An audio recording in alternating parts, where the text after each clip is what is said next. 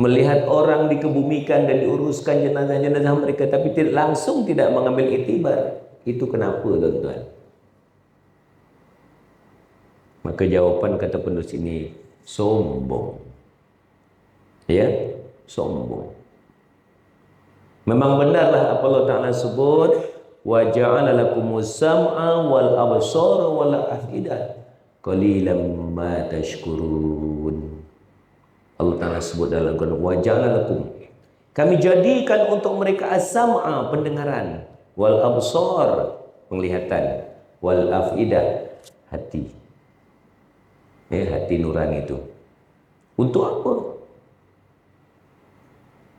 Untuk manusia itu menjadi hamba abdi yang sebenar-benarnya kepada Allah. Ni 3 unsur yang ada dalam diri. Tapi Allah Ta'ala sebut di hujung ayat itu, qalilan ma tashkurun. Sedikit saja manusia yang bersyukur. Mudah-mudahan kita tergolong di kalangan manusia yang sedikit. Alhamdulillah, syukur Allah, terima kasih Allah. Ya, buka-buka mata masih lagi boleh bernafas. Buka mata masih lagi berada dalam kondisi yang elok. Ya. Kalau saudara-saudara kita di Palestin sana buka mata, tak tahulah ya, rumahnya bagaimana, tempat tinggalnya macam mana. Tapi kita buka mata, alhamdulillah masih lagi berada dalam rumah, tegak berdiri rumahnya dalam keadaan yang baik. Tubuh badan pun alhamdulillah dalam keadaan baik. Fa bi ayyi ala'i rabbikuma tukadziban. Maka nikmat Allah mana yang kita nak nafikan? Maknanya tuan-tuan, kita ini sebenarnya perlu lebih bersyukur dan perlu banyakkan syukur terima kasih kita kepada Allah. Nikmat Allah Ta'ala itu sangat banyak. Namun ada beberapa perkara ataupun ada unsur-unsur yang ada dalam jiwa manusia itu yang menyebabkan dia lalai daripada mensyukuri nikmat-nikmat Allah. Nanti kita akan sampai kepada tajuk tersebut. Alhamdulillah juga ya, bagi ini dikurniakan oleh Allah Ta'ala kekuatan untuk kita sama-sama bangkit mengimarahkan rumah-rumah Allah, dan juga alhamdulillah diberikan kekuatan untuk sama-sama kita iktikaf pada pagi ini, duduk lebih lama di masjid. InsyaAllah dengan niat yang iktikaf yang betul maka ada kebaikannya di sisi Allah Subhanahu wa Ta'ala, insya-Allah.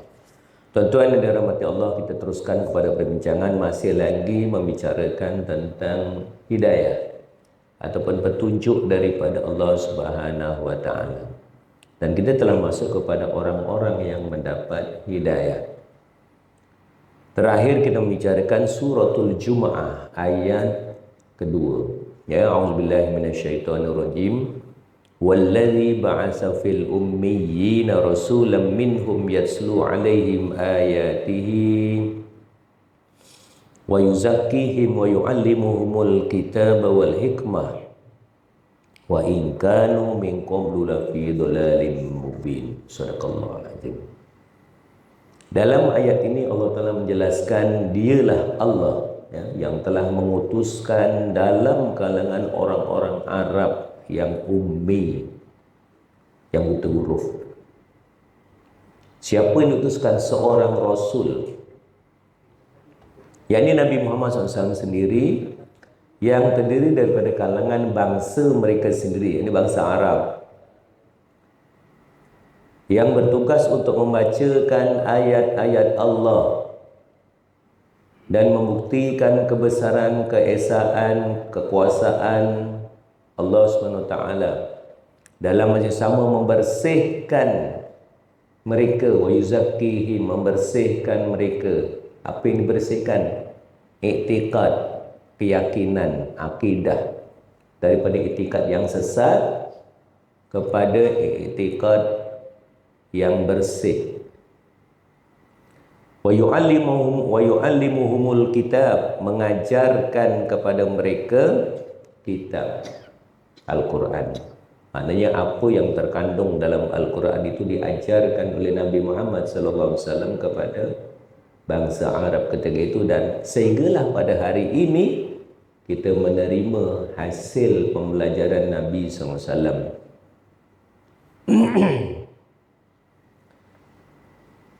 Dan hikmah, kita bawa hikmah, pengajaran-pengajaran, pengetahuan-pengetahuan.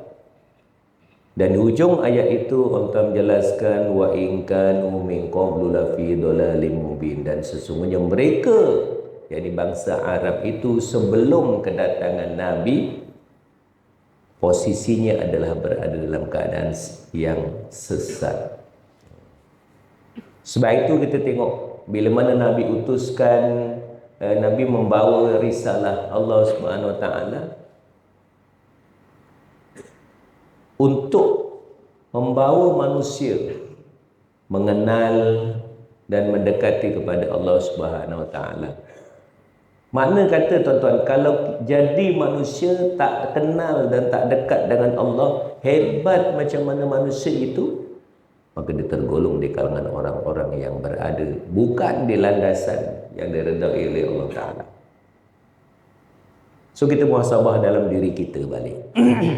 Kalau kita lah, kita kata kita berada dalam satu kondisi yang maju, yang hebat, sukses kehidupan kita, dengan berbagai-bagai sumber yang menjadikan kita ini di atas posisi yang baik.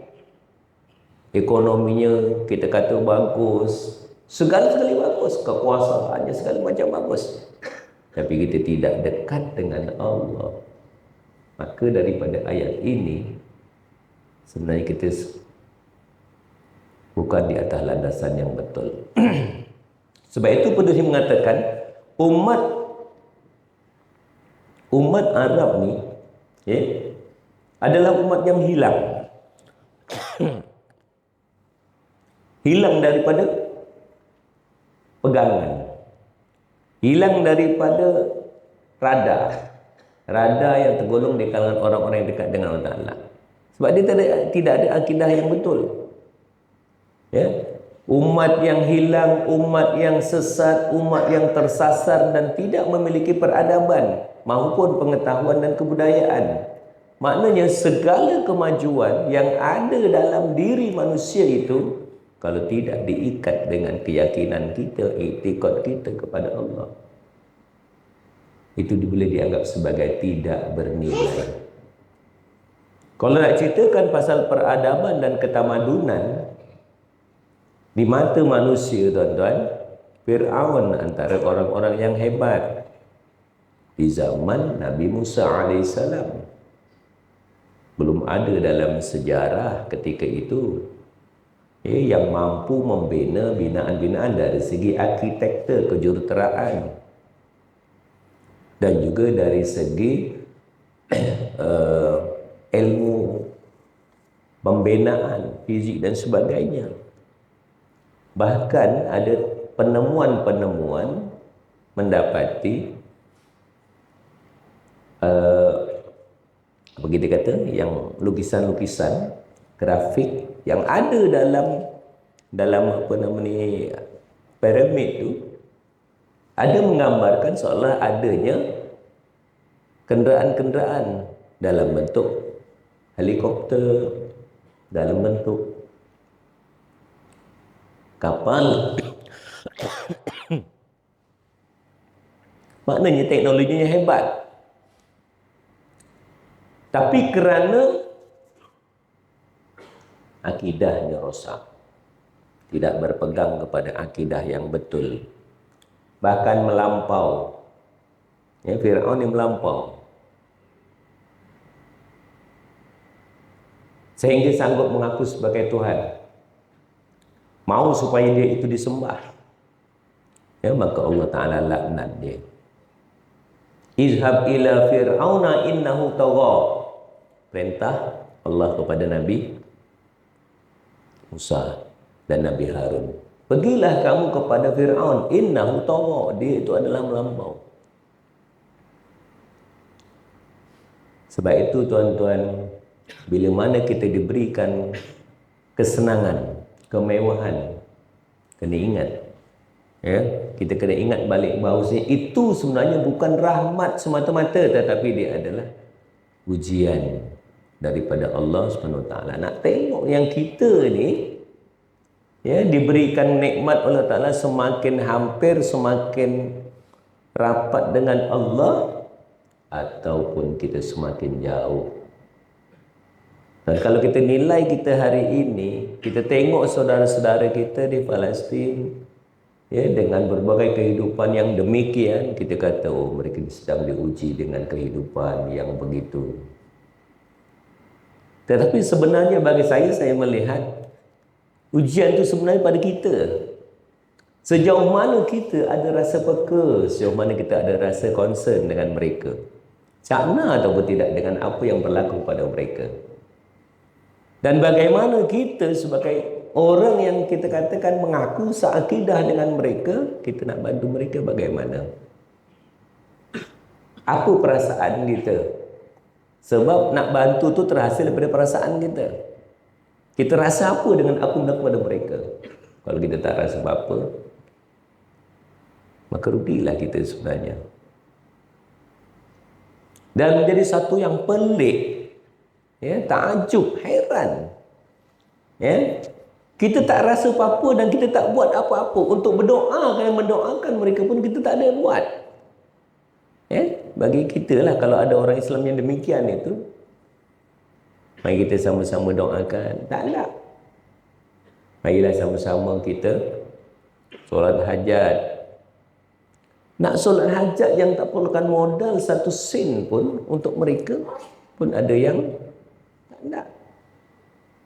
So, apa nilai yang ada dalam diri seorang itu? Walaupun mengaku dan melakukan solat 5 waktu sehari semalam.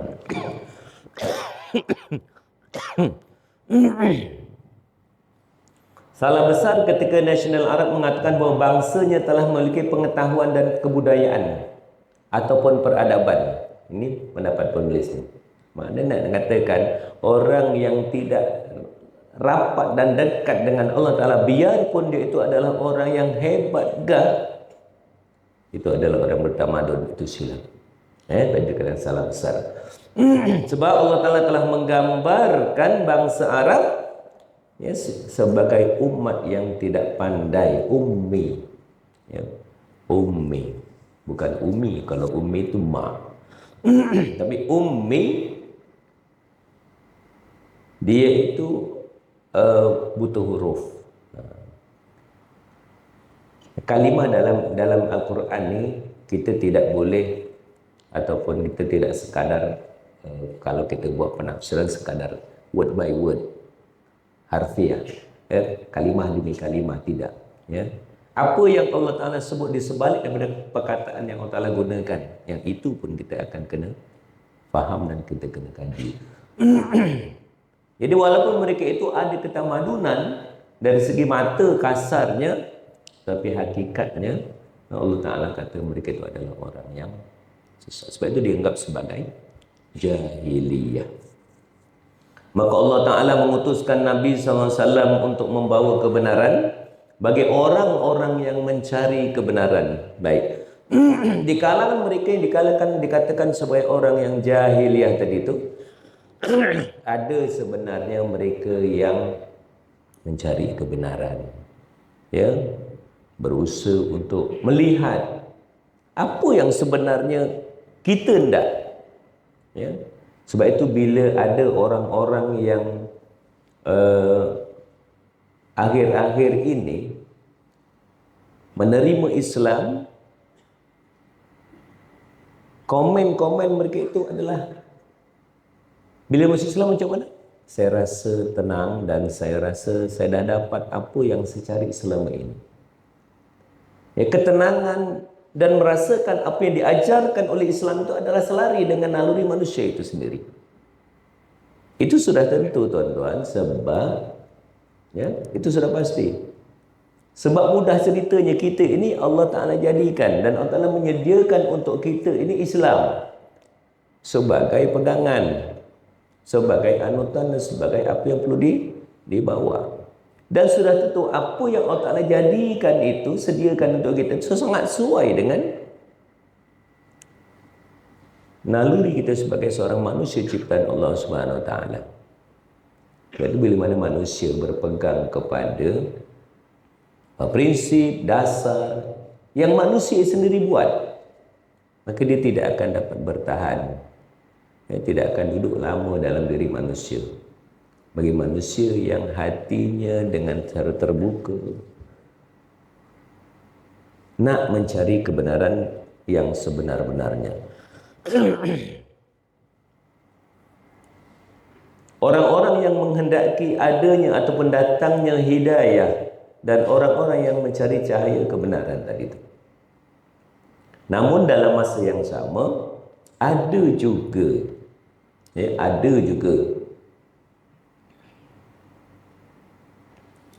sebahagian daripada mereka yang berpaling dari cahaya yang dibawa oleh Nabi SAW. Ya. Itu berlaku daripada sejarah yang kita tengok, apa yang kita katakan sebagai penentangan terhadap ajaran Nabi SAW. Itu bagaimana step-step, langkah-langkah Nabi Muhammad sebarkan Islam, melalui secara senyap-senyap. Bila dah ada kekuatan, barulah Nabi buat secara sorohat, secara terang-terangan. Dan disitulah nampaknya ada penentangan-penentangan daripada orang-orang Arab itu sendiri.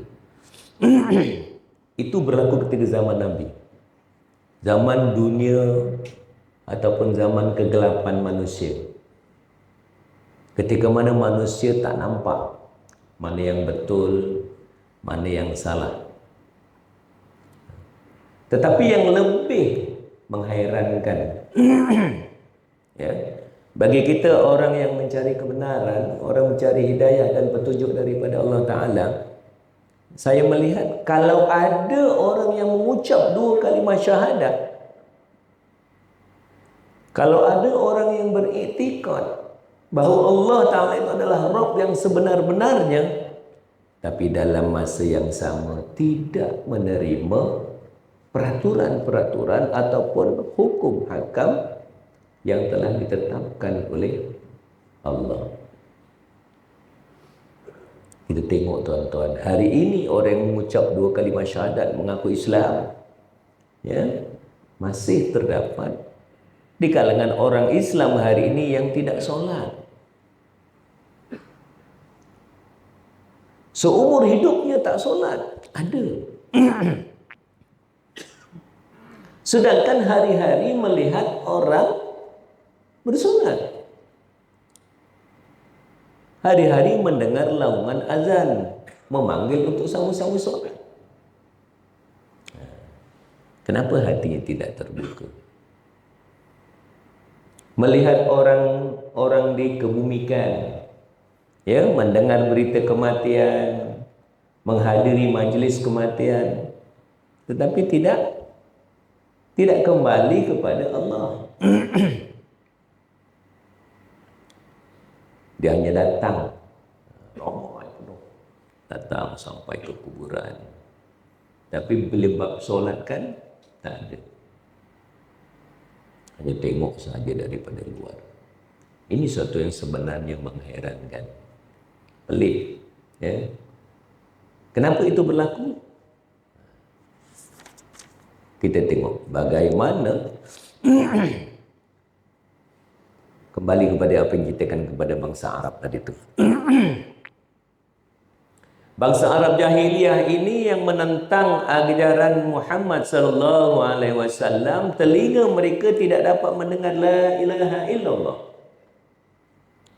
Mata mereka tidak dapat melihat cahaya la ilaha illallah, dan hati mereka buta daripada kalimat la ilaha illallah. Itu yang berlaku ketika zaman dahulu. Dan sebenarnya itulah juga yang berlaku pada hari ini. Malam tadi lah, malam tadi sempat saya ada perkongsian dengan siswa yang mengambil pengajian Islam.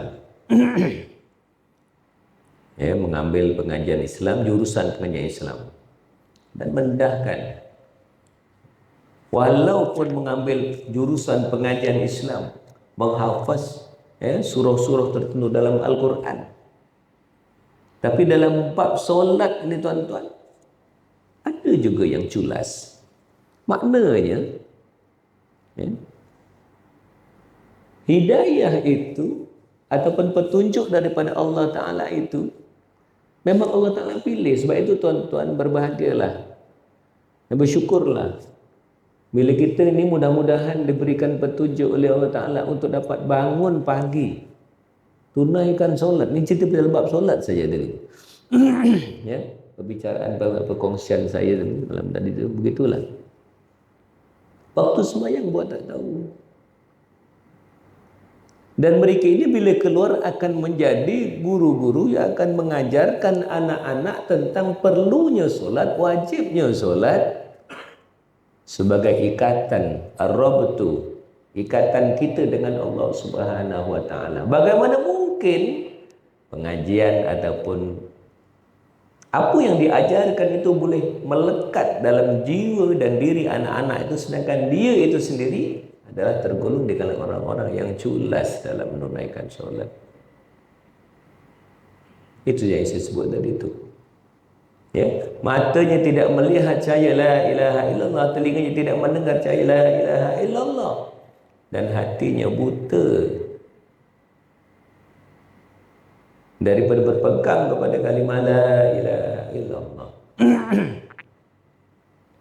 Dalam konteks yang sama, hari ini kita melihat masyarakat Islam masih lagi demikian. Ada gagah untuk bergerak ke sana kemari, tetapi ke rumah-rumah Allah menjadi lemah selemah-lemahnya. Gagah menceritakan tentang human rights, kebebasan manusia itu sebagainya, tapi lemah selemah-lemahnya untuk membela saudara-saudara yang seakidah ataupun manusia-manusia yang dizalimi. Dalam konteks Palestin ni tuan-tuan, bukan orang Islam saja yang menjadi mangsa di sana. Orang bukan Islam pun ramai, Kristian khususnya. Jangan kita sangka kalau tengok Arab ni Islam confirm. Tak, tuan-tuan. Walaupun disebut insya Allah, ya Allah, ya Allah, tu Arab tu sebut itu perkataan biasa, tuan-tuan. Hatta di Mesir sekalipun, insya Allah tu bahasa biasa dia. Ya Allah tu bahasa biasa dia. Di Mesir tu bukan 100% Islam. Alhamdulillah saya dapat berkesempatan pergi ke Mesir. Dan dalam perjalanan untuk ke makam Imam Syafi'i, tuan-tuan, dia memang kawasan perkuburan orang Islam. Sebelahnya adalah perkuburan orang Kristian. Lagi besar salibnya daripada apa yang ada kita tengok kat sini. Ramai juga orang bukan Islam. Sebab itu antara yang menjadi sasaran daripada Zionis ni ialah gereja-gereja, hospital Kristian. Walaupun dalam Konvensi Geneva mengatakan itu antara tempat-tempat yang tidak boleh disentuh ketika berperang. Jangan kacau tempat tu. Tapi dia laknatullah, apa dia peduli kan? Lantak dia lah, kata dia. Kan? Itu bagi dia. Tapi bagi kita, bila mana mata, telinga, hati itu buta daripada mengenal la ilaha illallah, walaupun hari-hari mata melihat orang solat, orang berpuasa, melihat orang dikebumikan dan diuruskan jenazah-jenazah mereka, tapi langsung tidak mengambil iktibar. Itu kenapa, tuan-tuan? Maka jawapan kata penulis ini, sombong. Sombong. Memang benarlah apa Allah Ta'ala sebut, wa ja'ala lakumus sam'a wal absara wal afidah qalilan ma tashkurun. Allah Ta'ala sebut dalam Al-Quran, wa ja'alalakum, kami jadikan untuk mereka as-sam'a, pendengaran, wal absar, penglihatan, wal afidah, hati. Hati nurani itu. Untuk apa? Untuk manusia itu menjadi hamba abdi yang sebenar-benarnya kepada Allah. Ni 3 unsur yang ada dalam diri. Tapi Allah Ta'ala sebut di hujung ayat itu, qalilan ma tashkurun. Sedikit saja manusia yang bersyukur. Mudah-mudahan kita tergolong di kalangan manusia yang sedikit tersebut. Mendapat anugerah panca indera tersebut daripada Allah Ta'ala, dan kita jadikan sebagai tanda kesyukuran kita dengan cara buangkan sifat sombong yang ada dalam diri kita. Dah kalau muazin Allahu Akbar, dengar. Tapi buat tak tahu je, sombong lah tu. Dah dengar dah, bukan dia tak dengar. Kalau hujung-hujung minggu seperti ini boleh bangun awal pagi. Untuk apa? Pergi jogging. Pergi mana-mana lah. Ini banyak trend kan sekarang ni. Pergi camping, hiking, segala macam lah. Kalau tuan-tuan sebelum subuh tuan-tuan pergi ke dataran Banting tu, lalulah. Dah ramai orang yang jogging sebelum subuh. Kalau Taman Rakyat Andalas tu confirm dah tu. Dulu saya duduk Andalas tu. Pukul 5.30 dah mula. Gigih. Sehingga lupa untuk tunaikan kewajiban kepada Allah. Padahal surau bukanlah jauh sangat tu daripada Taman Rakyat tu. Ada. Okey. Dan asbab daripada kesombongan itulah yang bernama dengan Abu Jahal, Abu Lahab tidak mau tunduk untuk mengucapkan kalimah la ilaha illallah. Sombong ya. Pasal apa? Ni antara orang-orang yang ada brand, tuan-tuan. Orang-orang yang ada status dalam masyarakat. Orang-orang yang mempunyai keekonominya yang besar, kukuh. Orang-orang yang berpengaruh dari sudut politiknya. Ni Abu Jahal, Abu Lahab ni ketika zaman Nabi. Tidak mau tunduk kepada kalimah la ilaha illallah, asbab dari kesombongan yang ada dalam hati mereka itu. Pasal apa? Bila tunduk kepada kalimah la ilaha illallah, patuh dan taat dengan apa yang Rasulullah SAW ajarkan, bila mana mereka berekonomi, contohnya, hendaklah dengan cara ekonomi yang Islam ajar. Itu yang dia tak nak. Kan? Perniagaan-perniagaan yang berlaku itu daripada benda-benda yang diharamkan. Niaga patung, niaga berhala-berhala, itu diharamkan. Cara niaga dengan adanya riba, cara mendapatkan keuntungan dengan cara rasuah dan sebagainya. Sedangkan dalam Islam diajarkan wa ahallallahu al-bai'a wa harrama riba. Itu satu contoh. Dan Allah Ta'ala menghalalkan jual beli serta mengharamkan riba. Riba yang menjadikan keuntungan banyak. Tak jauh beza dengan hari ini kan.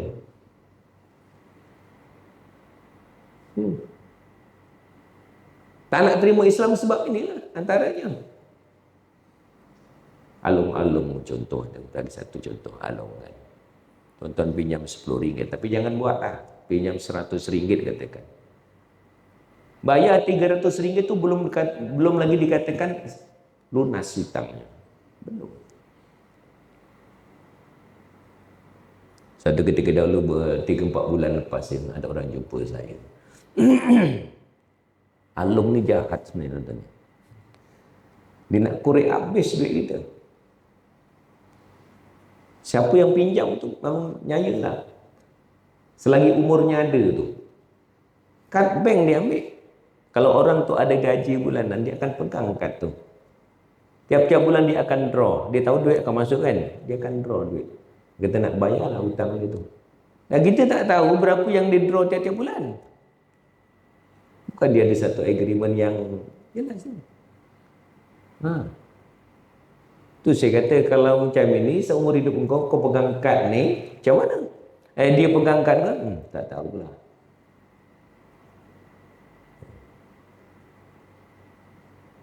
Ya, dia bagi pinjam 100 contohnya, dia balik tak tahu lah apa.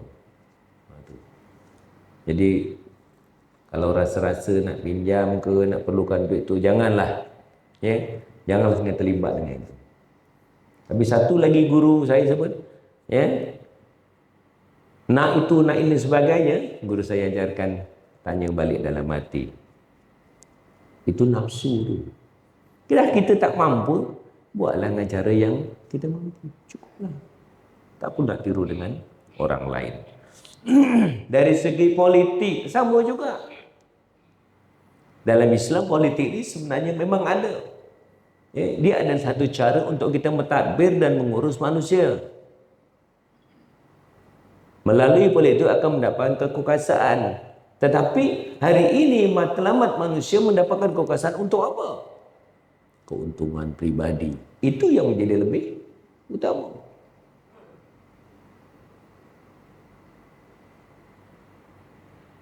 Dari segi sosial sama juga. Abu Lahab tahu kalau dia mengucap 2 kalimah syahadah, dia tak boleh lagi nak bersosial. Tak boleh lagi nak minum arak. Sedangkan itu adalah favorite dia. Tak boleh lagi nak berzina. Dan itu adalah kemampuan, keseronokan yang ada pada manusia. Kecenderungan. Hubus syahwati minan nisa. Itu orang Ta'ala sebut. Kecenderungan orang lelaki kepada perempuan itu biasa. Tetapi dalam Islam ada salurannya. Maka manusia-manusia yang tak nak ikut saluran seperti ini, hanya mengikut kata hawa nafsunya semata-mata, dia akan tolak sistem Islam. Tolak sistem Islam. Dia tak nak. Pasal apa dia seronok dengan cara sosialnya demikian. Ikhtilat. Percampuran. Antara lelaki dan perempuan. Ada dalam keadaan yang tentu dibenarkan dalam darurah. Tapi kalau kita sengaja untuk bercampur kerana memenuhi keperluan hawa nafsu, maka itu tidak dibenarkan dalam Islam.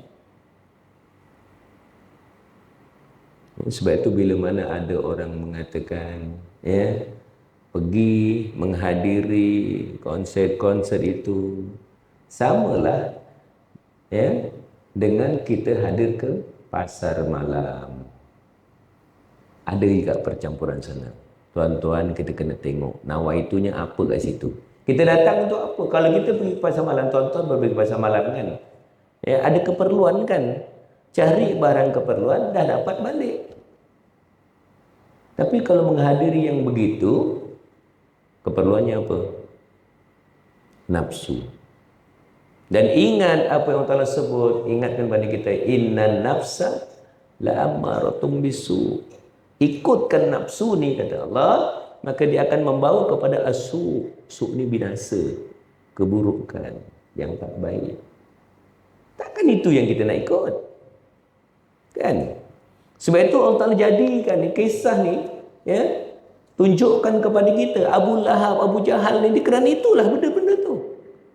Dia jadi manusia sombong. Bila hatinya sudah buta, jadi manusia sombong. Maka kita sewajarnya umat akhir zaman, bila dah nampak sirah apa yang berlaku, sejarah yang telah berlaku pada manusia sebelum kita itu, kita jadikan pengajaran supaya kita jangan jadi seperti mereka. Kemudian apabila datangnya Bilal bin Rabah daripada Habsyah. Habsyah ni Afrika. Bilal ni orang yang kulit gelap. Sebagai hamba abdi. Tapi status dia asal adalah hamba abdi Bilal bin Rabah ni. Nak membezakan, tadi cerita pasal Abu Lahab tu nak bezakan dengan Bilal ni. Abu Lahab yang tak nak cari hidayah dan cari petunjuk walaupun sangat mudah. Yang Bilal bin Rabah adalah datang sebagai seorang hamba abdi. Ketika itu zaman perhambaan itu masih berlaku. Namun apabila dia menerima kalimah la ilaha illallah, beriman kepada Allah, walaupun mendapat tentangan, dizalimi oleh penguasa-penguasa Mekah ketika itu. Dan apabila dia itu dibebaskan serta terus tunduk kepada kalimah la ilaha illallah, maka dia itu menjadi antara orang yang dimuliakan oleh Allah SWT. Sehingga satu ketika, tuan-tuan, Nabi bertanya kepada Bilal, wahai Bilal, apa rahsia kau ni? Rahsia apa ya Rasulullah? Aku mendengar bunyi tapak kakimu dalam syurga. Tuan-tuan, kalau bunyi tapaknya dah ada dalam syurga, confirm tuannya akan masuk tu. Confirm, tuan-tuan. Bilal ni hitam. Kalau tengok muka dia hitam, gelap, pekat, metalik. Tu standard untuk Bilal tu, Afrika tu. Kalau senyum pun nampak gigi. Kalau dah tua, gigi semua habis, tak nampak dah gigi dia. Tak ada yang putih, tuan-tuan. Luaran hitam gelap, tapi hatinya putih, tuan-tuan. Sehingga dijamin masuk dalam syurga. Aku tak ada apa-apa, dan Rasulullah. Harta tak ada, apa tak ada. Maka yang ada pada dia ialah keyakinan dan iman kepada Allah.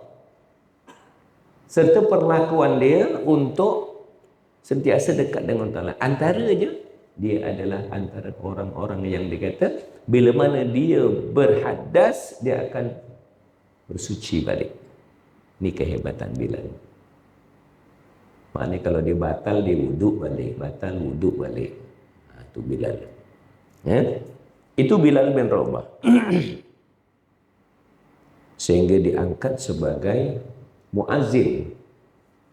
Muazzin, tukang azan. Pertama dalam sejarah. Kita hari ini semua jadi Bilal. Siapa yang azan? Bilal. Mana Bilal ni tak azan-azan lagi? Sebenarnya muazzin. Bilal tu nama asal. Bilal bin Rabah. Kemudian Salman Al-Farisi yang datang daripada Farsi, jauh daripada Iraq, berjumpa dan mencari Nabi SAW, langsung tunduk kepada kalimah la ilaha illallah. Ni orang-orang yang mencari, ya? Orang-orang yang mencari. Begitu je dengan Suhaib Ar-Rumi. Suhaib Ar-Rumi yang datang daripada Rom untuk tunduk kepada kalimah la ilaha illallah, langsung terus bersama-sama dengan barisan tentera Nabi SAW. Ni perbandingan tadi tu. Orang datang jauh-jauh nak jumpa dengan Nabi. Abu Lahab, Abu Jahal yang duduk dekat dengan Nabi, sedara pula tu dengan Nabi, tolak. Asbab daripada kesombongan. Sedangkan itulah yang membawa kebahagiaan dunia dan akhirat. Wa ma umiru illa liya'budullaha mukhlishina lahuddin. Kamu tidak diperintahkan untuk apa? Illa, kecuali mengabdikan diri kepada Allah Ta'ala dengan ikhlas, seikhlas-ikhlasnya. Dan hidayah Allah Ta'ala ini tidak diberikan kepada manusia dasar kepada jawatannya. Abu Lahab ni orang kuat, Abu Jahal pun orang kuat di Mekah. Allah Ta'ala tak bagi sebab dia tak mencari jawatan ataupun keturunan ataupun harta benda yang dimiliki. Maka hidayah ataupun cahaya dan petunjuk dari Allah Ta'ala ini hanya akan diberikan kepada orang-orang yang Allah Ta'ala yakini. Maksudnya Allah Ta'ala yang anugerah daripada Allah SWT. Sebab itu tuan-tuan, bila mana kita kita merasakan kita berada dalam kondisi yang baik, sentiasa berusaha untuk menjadi orang yang dekat dengan Allah, syukurlah, terima kasihlah kepada Allah. Mudah-mudahan petunjuk dari Allah Ta'ala itu berterusan sehinggalah kita menutup mata.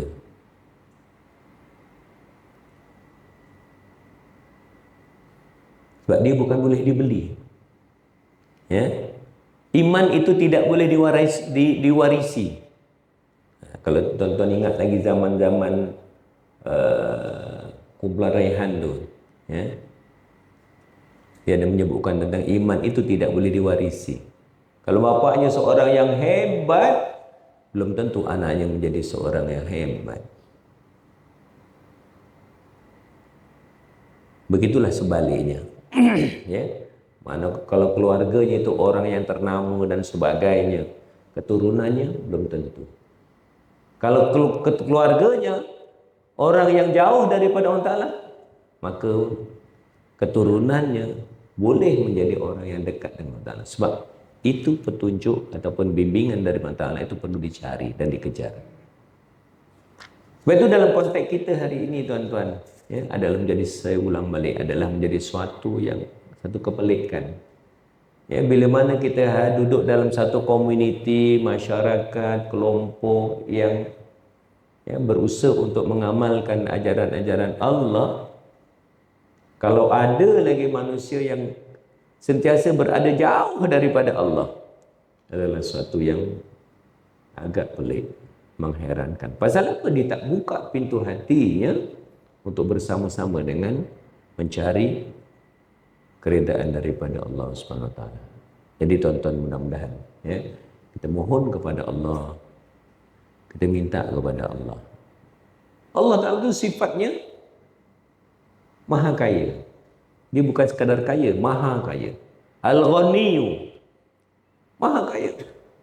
Ada orang berkata, ya, macam mana Ustaz, saya seumur hidup tak nak semayang, tak nak beri kemaksud. Agak-agak Allah Ta'ala tu nak ampunkan ke tidak? Allah Ta'ala itu sifatnya Al-Ghafur, maha pengampun. Selagi mana kita sedar kesilapan kita, kekurangan kita, dan kita nak tampung balik, cover balik kelemahan-kelemahan kita itu, selagi mana umur kita masih ada, insya-Allah Allah Ta'ala akan berikan pengampunan. Tapi dengan syarat kita buatlah. Jangan kata aku nak taubat, tapi macam tu juga. Kan? Hari-hari sikat rambut, daripada hitam sampai ke putih, dah lah putih kurang pula tu, pun tak hisap juga. Tak tahu. Ke ada yang tak sikat rambut hari-hari ni?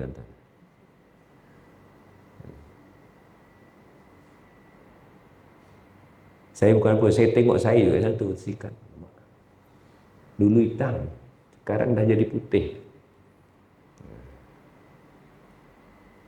Dah jadi putih tu lain color tu, mana signal itu. Ya. Jadi tuan-tuan yang dirahmati Allah, sebagai sedikit kesimpulan daripada perbincangan kita, saya tak masuk lagi antara kisah, insya-Allah kalau ada rezeki nanti kita akan bincang tentang bagaimana kisah pemuda Ashabul Kahfi. Itu antara golongan-golongan orang-orang yang diberikan hidayah dan petunjuk daripada Allah Ta'ala untuk kita jadikan iktibar. Ya? Jadi sebagai kesimpulan, ya, sama-samalah kita mengharapkan dan berdoa kepada Allah. Ya, sebab hidayah ini tidak boleh dibeli tuan-tuan. Petunjuk Allah Ta'ala tidak boleh dibeli. Kalau dibeli lama dah orang kaya tu beli. Kita ni bukan orang kaya kan. Bukan orang yang berharta. Bukan juga orang yang beruang. Beruang. Nanti kata beruang pula ya. Kalau boleh dibeli memang. Kalau boleh diturunkan dah banyak dah. Keturunan-keturunan kiai-kiai. Kita ni keturunan Nabi tuan-tuan.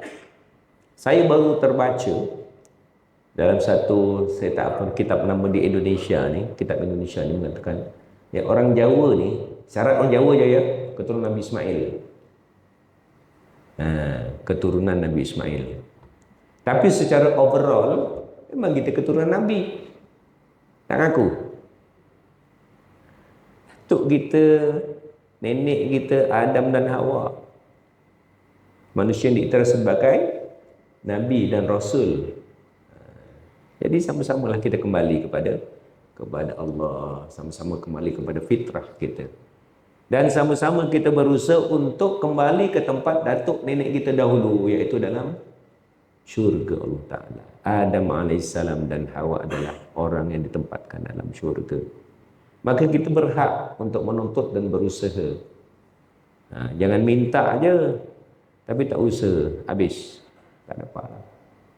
Ya, mudah-mudahan Allah Ta'ala memberikan pada kita kekuatan untuk istiqamah dalam hal mencari redha Allah SWT. Wallahu alam. Sekadar itulah perkongsian untuk kita pada pagi ini. Mudah-mudahan ya, menjadi pemangkin untuk kita terus berusaha mencari redha Allah Ta'ala, segala yang baik dari Allah. Ya, salah silap saya mohon maaf dari tuan-tuan, wabillahi taufik. Assalamualaikum warahmatullahi wabarakatuh. A'udzubillahi minasyaitonirrajim. Bismillahirrahmanirrahim. Alhamdulillahirabbil alamin. Allahumma shalli ala sayyidina Muhammad wa ala ali sayyidina Muhammad. Allahumma inna na'udzubika min ilmin la yanfa wa na'udzubika min 'ainin la tadma' wa na'udzubika min nafsin la tashba' wa na'udzubika min du'ain la yastajabu lah. Allahumma ja'al jam'ana hadza jam'an marhuma wa tafarruqana min ba'dihi tafarruqan ma'suma. Rabbana atina fid dunya hasanah wa fil akhirati hasanah wa qina azabannar. Walhamdulillahi rabbil alamin. Semoga apapun yang tuan-tuan akan lakukan aktiviti pada hari ini adalah aktiviti yang semakin mendekatkan kita kepada Allah Subhanahu wa taala. Bismillah.